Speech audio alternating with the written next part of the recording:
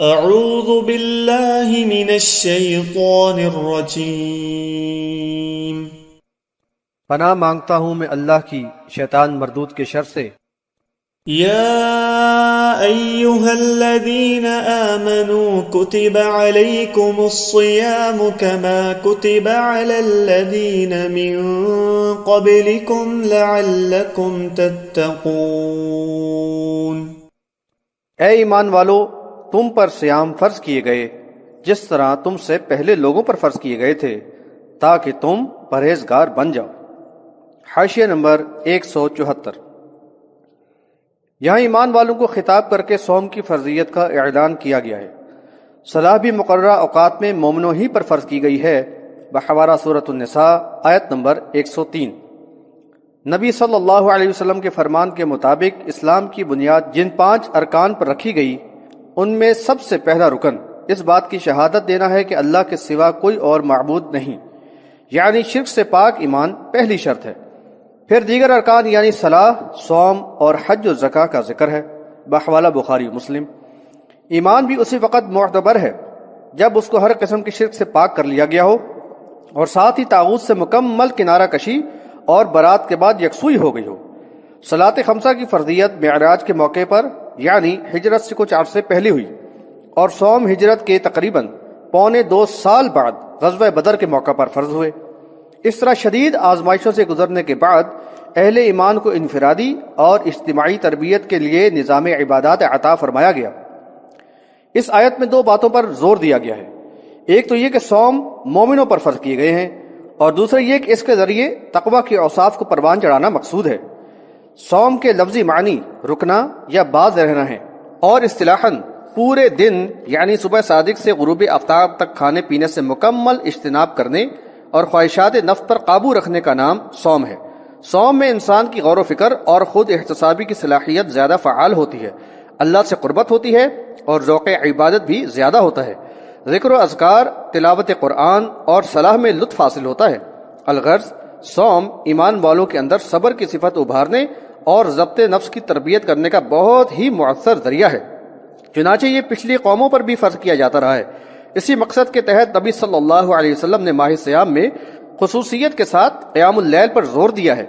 فرمایا، جو ایمان اور احتساب کے ساتھ رمضان میں قیام اللیل کرے اس کے پچھلے گناہ معاف کر دیے جائیں گے بحوالہ بخاری و مسلم۔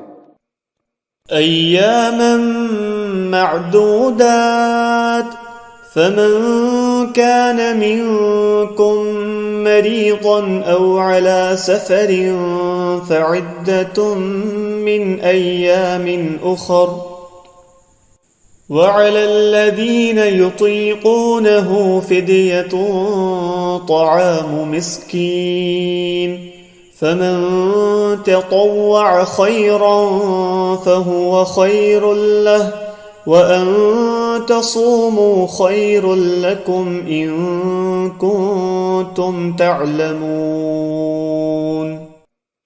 یہ گنتی کے دن ہیں جن کو پورا کرنا ہے، لیکن اگر تم میں سے کوئی بیمار ہو یا سفر میں ہو تو وہ اور دنوں میں اس گنتی کو پورا کرے، اور جو طاقت ہوتے ہوئے صوم نہ رکھنا چاہیں تو وہ بطور فدیہ ایک مسکین کو کھانا کھلا دیں۔ پھر جس نے بخوشی اضافی عمل کیا تو وہ اس کے لیے باعث خیر ہوگا، اور اگر تم صوم رکھو تو تمہارے لیے بہتر ہوگا اگر اس بات کو سمجھو۔ حاشیہ نمبر 175۔ بیماروں اور مسافروں کو یہ رخصت دی گئی کہ مسافر سفر کی حالت میں اور مریض بیماری کی وجہ سے اگر اس مہینے میں کوئی صوم نہ رکھ سکیں تو اس گنتی کو دوسرے دنوں میں پورا کر لیں۔ حدیث میں حاملہ اور رضاعت کرنے والی خواتین کے لیے بھی اس بات کی اجازت دی گئی ہے کہ ان کی یا بچی کی صحت کو خطرہ ہو تو وہ اس گنتی کو دوسرے دنوں میں پورا کر لیں بحوالہ بخاری کتاب التفسیر، نسائی کتاب الصیام۔ عبداللہ بن عمر رضی اللہ عنہما کہتے ہیں کہ حاملہ خاتون کو اگر حمل کا خوف ہو تو صوم کے بدلے فدیہ دینے کی رخصت دی گئی ہے بحوالہ موطا امام مالک۔ حاشیہ نمبر 176۔ اسلامی احکامات کے نزول میں فطرت انسانی کے پیش نظر تدریج کا خیال رکھا گیا ہے، چنانچہ شروع میں اس بات کی رخصت دی گئی کہ طاقت ہونے کے باوجود جو لوگ صوم نہ رکھنا چاہیں وہ اس کے بدلے فدیہ دے سکتے ہیں، یعنی ایک صوم کے بدلے ایک مسکین کو کھانا کھلا دیں۔ لیکن اضافی عمل کو مستحب قرار دیا گیا، یعنی کوئی ایک صوم کے بدلے ایک سے زیادہ مساکین کو کھانا دے دے یا فدیہ دینے کے بعد بھی صوم رکھ لے تو اس کے لیے زیادہ بہتر ہے۔ یہ رخصت بعد والی آیت کے نزول کے بعد ختم ہو گئی۔ شهر رمضان الذي أنزل فيه القرآن هدى للناس وبينات من الهدى والفرقان فمن شهد منكم الشهر فليصم ومن كان مريضا أو على سفر فعدة من أيام أخر يريد الله بكم اليسر ولا يريد بكم العسر ولتكملوا العدة ولتكبروا الله على ما هداكم ولعلكم تشكرون۔ ماہ رمضان ہی وہ مہینہ ہے جس میں قرآن نازل کیا گیا ہے، جو لوگوں کے لیے ہدایت ہے اور ہدایت کی واضح دلیلوں پر مشتمل اور حق و باطل میں فرق کرنے والا ہے۔ لہذا تم میں سے جو کوئی اس مہینے کو پائے وہ اس میں صائم رہے، البتہ جو مریض ہو یا سفر میں ہو تو وہ اس تعداد کو دوسرے دنوں میں پورا کرے۔ اللہ تم پر آسانی چاہتا ہے اور تمہیں مشکل میں نہیں ڈالنا چاہتا تاکہ تم گنتی پوری کرو اور اللہ تعالیٰ کی دی ہوئی ہدایت پر اس کی کبریائی بیان کرو اور شکر کرو۔ حاشیہ نمبر 177۔ ماہ رمضان کی یہ فضیلت بیان کی گئی ہے کہ اس میں قرآن نازل ہوا ہے۔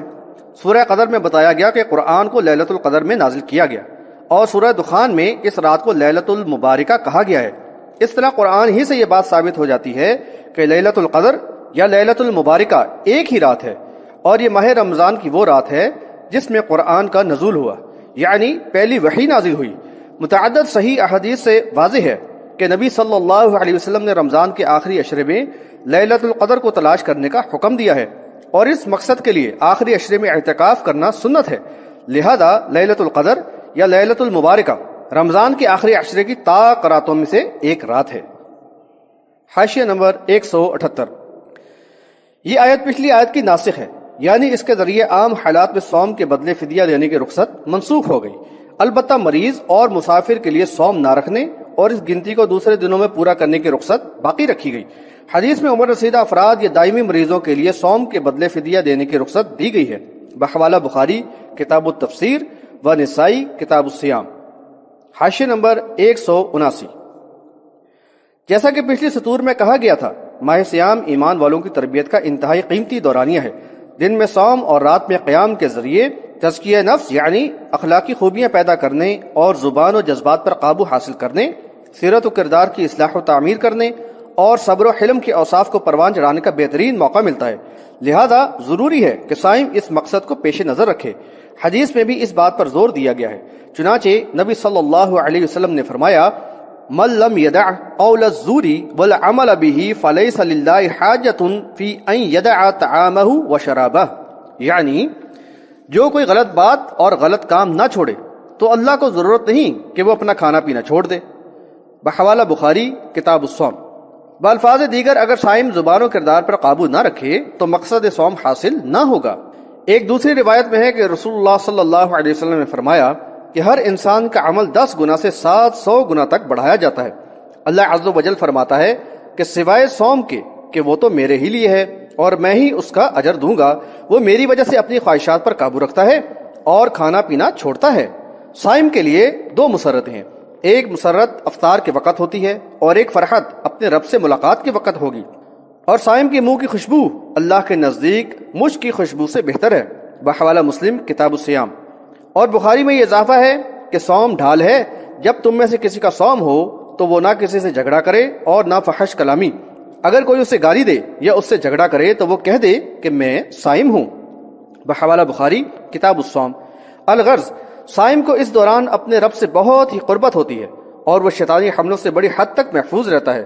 نوافل، صدقات و خیرات کے ذریعے اللہ اور اس کے رسول صلی اللہ علیہ وسلم سے محبت اور ایمان میں پختگی پیدا کرنے کا ضروری موقع حاصل ہوتا ہے۔ ماہ سیام کا ماحول بھی صائم قلب و ذہن پر اثر انداز ہوتا ہے، اور قیام اللیل میں تسلسل سے قرآن سننا اس کی تربیت کے عمل میں مہمیز کا کام کرتا ہے۔ شہر الصوم انتہائی بابرکت مہینہ ہے اور اس کی فضیلت متعدد روایات میں بیان کی گئی ہے۔ رسول اللہ صلی اللہ علیہ وسلم نے فرمایا کہ جب رمضان آتا ہے تو جنت کے دروازے کھول دیے جاتے ہیں، بحوالہ بخاری کتاب الصوم۔ دوسری جگہ فرمایا کہ جب رمضان کا مہینہ شروع ہوتا ہے تو آسمان کے دروازے کھول دیے جاتے ہیں اور جہنم کے دروازے بند کر دیے جاتے ہیں اور شیاطین کو زنجیروں میں جکڑ دیا جاتا ہے۔ بحوالہ بخاری کتاب الصوم۔ ماہ سیام اللہ تعالیٰ کا پسندیدہ مہینہ ہے اور بعض روایات کے مطابق اس مہینے میں اعمال خیر کا اجر 70 گنا تک بڑھا دیا جاتا ہے، اور بخاری کی روایت کے مطابق نبی صلی اللہ علیہ وسلم نے رمضان میں بالخصوص عمرہ کا حکم دیا اور فرمایا فَإِنَّ عُمْرَةَ فِي رَمَضَانَ حَجَّةٌ أَوْ نَحْوًا مِمَّا قَالَ، یعنی رمضان میں عمرہ کرنا حج کے برابر ہے یا کچھ اسی طرح فرمایا۔ بحوالہ بخاری کتاب المناسک۔ اس طرح ماہ سیام مومن کے لیے بہت ہی بڑی نعمت ہے۔ یہ احساس کہ اللہ تعالیٰ نے ہدایت عطا فرما کر ہم پر کتنا عظیم احسان فرمایا ہے، مومن کے دل میں جذبہ تشکر پیدا کرتا ہے، چنانچہ اس کو والہانہ اپنے رب کی عظمت و کبریائی اور حمد و ثنا میں رطب اللسان رہنا چاہیے۔ وَإِذَا سَأَلَكَ عِبَادِي عَنِّي فَإِنِّي قَرِيبٌ أُجِيبُ دَعْوَةَ الدَّاعِ إِذَا دَعَانِ فَلْيَسْتَجِيبُوا لِي وَلْيُؤْمِنُوا بِي لَعَلَّهُمْ يَرْشُدُونَ۔ اور اے نبی، جب میرے بندے تم سے میرے بارے میں پوچھیں تو انہیں بتا دو کہ میں قریب ہی ہوں، پکارنے والا جب مجھے پکارتا ہے تو میں اس کی پکار سن کر قبول کرتا ہوں، تو انہیں چاہیے کہ وہ میرا حکم مانیں اور مجھ پر ہی ایمان رکھیں تاکہ راہ ہدایت پائیں۔ حاشیہ نمبر 180۔ ماہ سیام اللہ سے قربت اور دعاؤں کی قبولیت کا مہینہ ہے، بشرطیہ ایمان شرک سے پاک ہو اور اللہ سے بندے کی دعا کا تعلق براہ راست ہو، اور درمیان میں دور جاہلیت کی قائم کردہ واسطے اور وسیلے کی بے بنیاد مشرکانہ دیواریں قطعاً حائل نہ ہوں۔ قرآن میں مشرکین نے مکہ کے عقائد کو بیان کیا گیا ہے۔ سورہ زمر میں فرمایا کہ اللہ کے سوا انہوں نے اپنے کارساز اور حاجت روا گھڑ لیے ہیں، اور اپنے مشرکانہ فعل کی توجیہ یہ کرتے ہیں کہ ہم ان کی عبادت نہیں کرتے بلکہ یہ تقرب الی اللہ کا ذریعہ ہیں۔ بحوالہ سورۃ الزمر آیت نمبر 3۔ اسی طرح سورہ یونس میں فرمایا کہ اللہ کے علاوہ ان ہستیوں کو پوجتے ہیں جو نہ ان کو نقصان پہنچا سکتی ہیں اور نہ نفع، اور کہتے ہیں کہ یہ اللہ کے پاس ہمارے سفارشی ہیں۔ بحوالہ سورہ یونس آیت نمبر 18۔ یہاں واسطے اور وسیلے کے اس مشرکانہ نظریے کی تردید کرتے ہوئے بتایا گیا کہ اللہ تعالیٰ اپنے بندوں سے دور نہیں، قریب ہے، اس سے دعا کرنے کے لیے کسی واسطے یا وسیلے کی ضرورت نہیں، وہ تو انسان کی شہ رگ سے بھی زیادہ قریب ہے۔ بحوالہ سورہ قاف آیت نمبر 16۔ اور دلوں کے حال سے بھی پوری طرح واقف ہے۔ بحوالہ سورۃ الملک آیت نمبر 13۔ وہ دعاؤں کو براہ راست سنتا اور قبول کرتا ہے، اور اس کا حکم ہے کہ بندے براہ راست اسی کو پکاریں۔ بحوالہ سورۃ المؤمن آیت نمبر 60۔ قرآن نے اس مسئلے کی صریح وضاحت کر دی ہے، اور قرآن و حدیث میں مذکورہ تمام ہی دعائیں براہ راست ہیں، اور کہیں بھی کسی اور کے واسطے و وسیلے کا کوئی اشارہ تک موجود نہیں۔ حیرت تو اس بات پہ ہے کہ اس کے باوجود قرآن پہ ایمان کے دعوے داروں نے اپنے عقیدے کو یکسر بدل ڈالا ہے، اور ان کے نزدیک واسطے اور وسیلے کے بغیر دعائیں قبول ہی نہیں ہوتی۔ چنانچہ واسطے اور وسیلے کا شرک اس امت میں بھی اسی طرح رواج پا گیا ہے جس طرح عرب کے ان مشرکوں میں تھا، اور یہ بھی اپنی دعاؤں میں اللہ کو انبیاء، اولیاء اور پیر و فقیروں کے وسیلے دیتے ہیں۔ مزید تفصیل کے لیے صفحہ 28 ملاحظہ فرمائیں۔ حاشیہ نمبر 181۔ اللہ کی بات مان کر مشکل و مصیبت میں اسی کو پکارنا اور براہ راست اسی سے دعا کرنا، یہ اللہ کے حکم کی بجا آوری اور نجات کی راہ ہے۔ اس کے برعکس گمراہی پھیلانے والے علماء و مشائخ کی بات کو ماننا اور ان کے کہے میں آ کر دعاؤں میں واسطے اور وسیلے بنانا، یا اللہ کے بندوں کو غوث اور مشکل کشا ٹھہرا کر ان سے فریاد رسی اور مدد کی درخواست کرنا، یہ سراسر اللہ تعالیٰ کی حکم عدولی، نافرمانی اور صریح گمراہی ہے، اور اس کے قہر و غضب کو دعوت دینا ہے۔ أحل لكم ليلة الصيام الرفث إلى نسائكم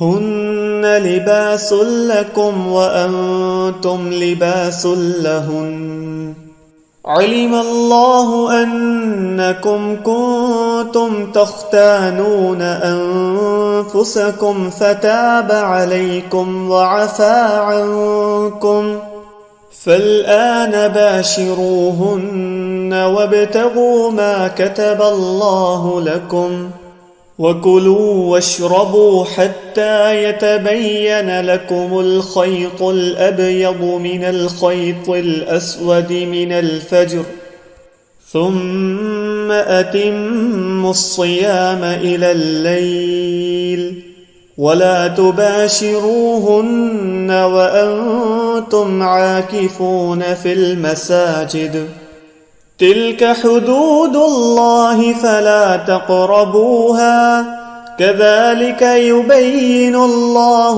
آياته للناس لعلهم يتقون۔ صوم کی رات میں اپنی بیویوں سے ملنا تمہارے لیے حلال کیا گیا ہے، وہ تمہارا لباس ہے اور تم ان کا لباس ہو۔ اللہ جانتا ہے کہ بشریت کے تحت تم خیانت کر لیتے تھے، اس نے تمہاری توبہ کو قبول کر لیا اور تمہیں معاف فرما دیا، تو اب تم ان سے مباشرت کر لیا کرو، اور جو اللہ نے تمہارے لیے لکھ دیا ہے اس کو تلاش کرو اور کھاتے پیتے رہو یہاں تک کہ صبح کی سفید دھاری سیاہ دھاری سے الگ نظر آنے لگے، پھر رات تک صوم کو پورا کر لو، اور جب تم مساجد میں معتکف ہو تو ان کے ساتھ مباشرت نہ کرنا، یہ اللہ کی حدود ہیں، ان کے قریب بھی نہ جانا۔ اسی طرح اللہ تعالیٰ لوگوں کے لیے اپنی آیات بیان فرماتا ہے تاکہ وہ پرہیزگاری اختیار کریں۔ حاشیہ نمبر 182۔ برا بن عازب رضی اللہ عنہ کی روایت میں ہے کہ صوم رمضان کی فرضیت کے بعد لوگ رمضان کے پورے مہینے کے راتوں میں اپنی بیویوں سے علیحدہ رہتے، لیکن بعض لوگوں سے اس معاملے میں خیانت ہو گئی تو اللہ تعالیٰ نے یہ حکم نازل فرما دیا۔ بحوالہ بخاری کتاب التفسیر۔ حاشیہ نمبر 183۔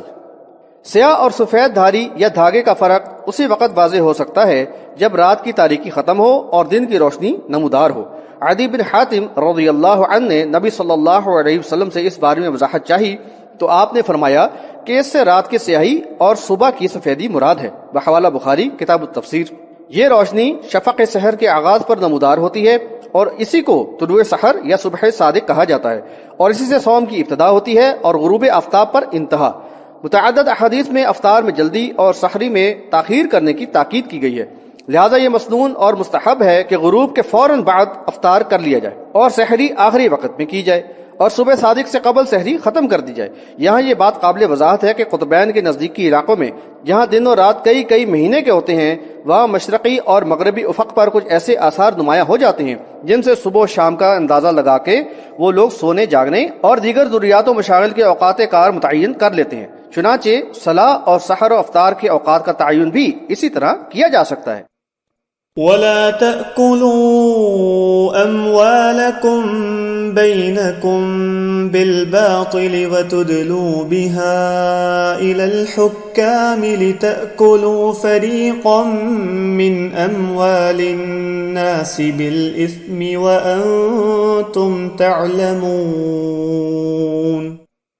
اور تم آپس میں ایک دوسرے کا مال ناروا طور پر نہ کھاؤ اور نہ اس کو اس مقصد سے حکام تک لے کر جاؤ کہ تم لوگوں کے اموال میں سے ایک حصہ گناہ کے ساتھ کھانے لگو۔ حاشیہ نمبر 184۔ جو لوگ اپنی چر زبانی سے یا دوسروں پر دباؤ اور رشوت وغیرہ کے ذریعے عدالت پہ فیصلہ اپنے حق میں کرا لیں اور دوسرے کا مال غصب کر لیں، وہ ایمان کی قطعاً منافی روش اپنا کر اللہ کے عذاب کا اپنے آپ کو مستحق بناتے ہیں۔